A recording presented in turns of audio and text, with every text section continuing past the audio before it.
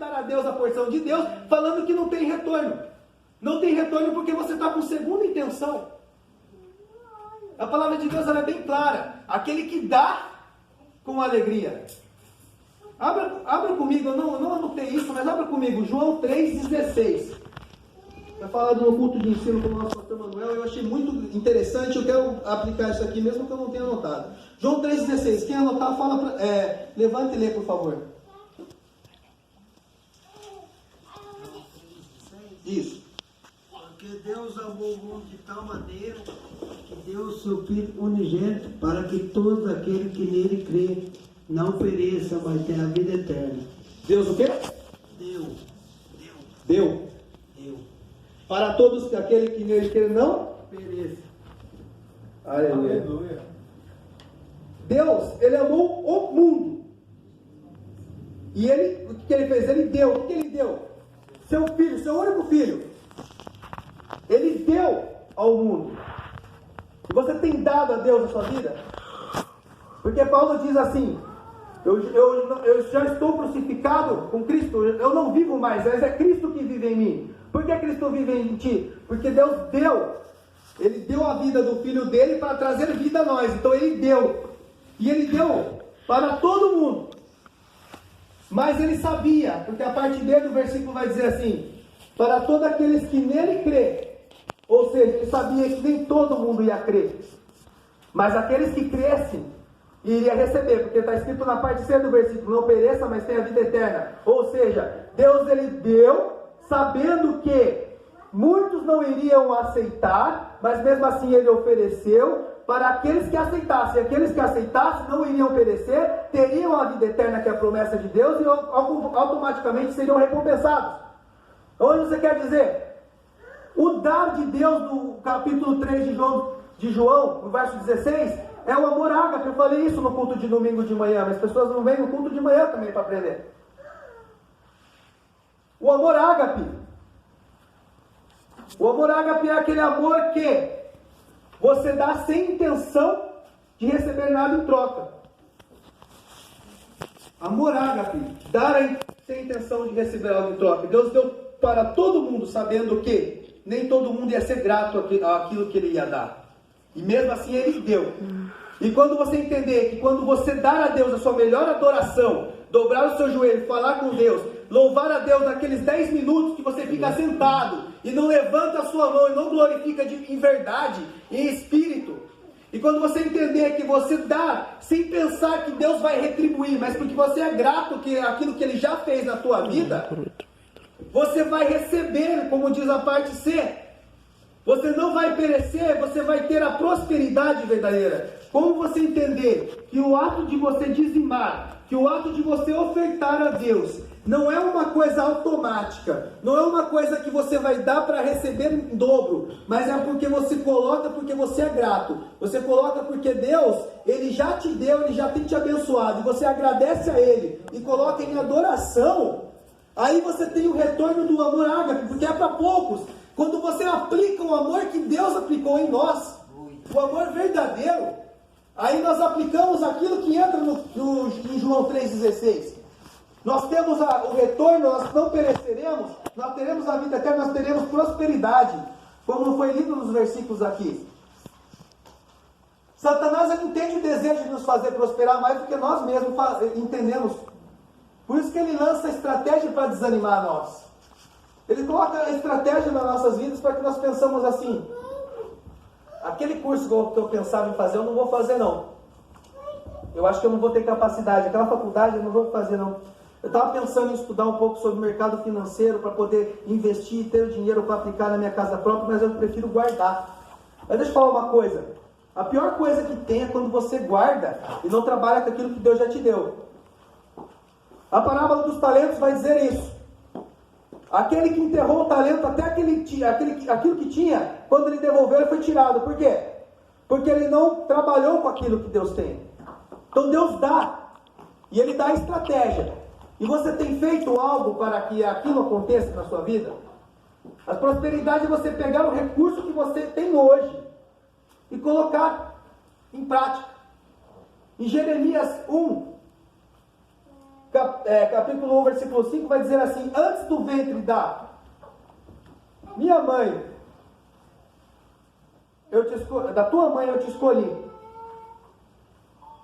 Deus, ele tem um plano para nós, e esse plano, ele projetou antes mesmo de nós nascermos. Quem achar Jeremias 1,5 lê. Jeremias 1,5 vai dizer isso. Ele tem o desejo de ver nós sonhando. O próprio Deus sonhou antes de nós nascermos, ele fez um projeto. Antes de nós existirmos, ele já tinha um plano para nós a longo prazo. O problema nosso é que nós pensamos no curto prazo. Nós olhamos para nós pensamos o que nós vamos fazer no final de semana. Nós pensamos o que nós vamos fazer nas nossas férias, que é daqui um ano, daqui um mês, daqui 2 meses. Mas nós não pensamos o que nós seremos daqui 10 anos, o que nós seremos daqui 5 anos. E a palavra de Deus ela é enfática e fala assim: Deus tem um plano de vida para nós, e nós mesmos não temos um plano de vida para nós. Como nós vamos crescer? Como nós vamos prosperar se nós não colocamos um plano? Se você tem um plano de vida para a tua vida, e você coloca isso em pauta e começa a trabalhar agora, não é agora que você vai colher. Aquele que planta, colhe. Mas que aquele que planta, para colher, precisa passar pelo quê? Pelo tempo.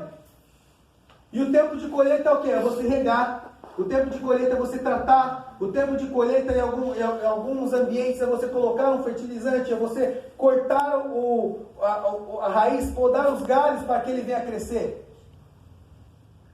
E aquilo vai começar a fazer com que você floresça e com que os seus projetos cresçam.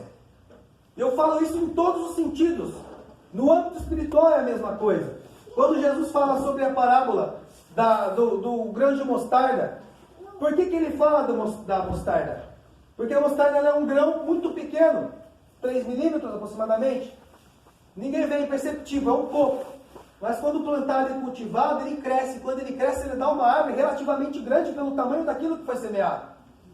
Mas às vezes nós não temos a coragem de plantar.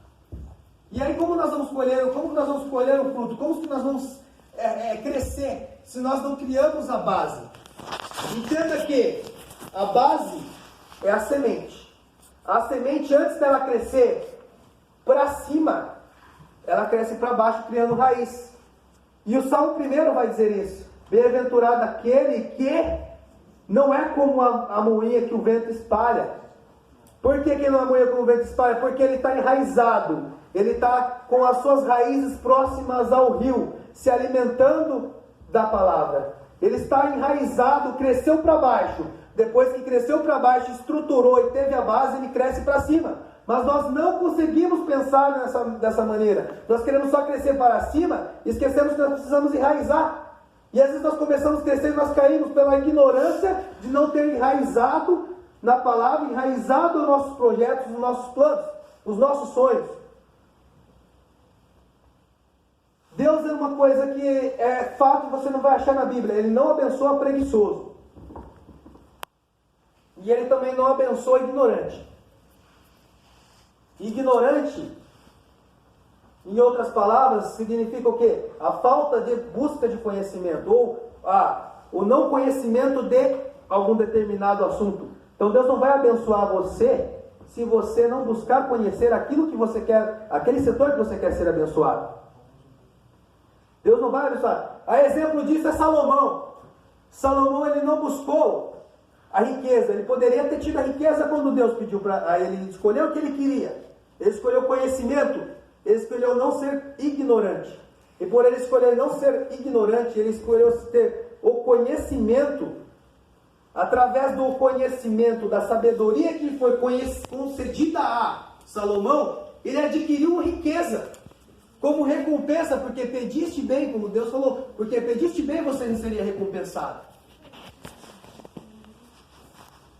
Davi também é um outro exemplo. Davi, ele não era preguiçoso. A palavra de Deus vai dizer que quando Samuel foi à casa de Jessé, ele passou por 7 irmãos mais velhos. E estavam aonde? Estavam na casa do pai. Estavam com o pai, mas não estavam trabalhando. E o que Deus falou? Eu não vejo como vê o homem, Samuel. E quando acabou-se todos os homens, ele olhou para Jessé, mas não tem mais ninguém? Ah, tem mais um. Onde ele está? Ele está trabalhando. Tinha sete desocupados lá na casa de Jessé, mas ele olhou para aquele que estava trabalhando. Enquanto você trabalha para Deus, Deus trabalha para você. Enquanto você busca o conhecimento de Deus, Deus dá conhecimento para você prosperar na terra. E nós não buscamos o conhecimento e nós queremos algo em troca, e nós queremos fazer barganha. Entenda que a prosperidade, o princípio da prosperidade está no Salmo 1.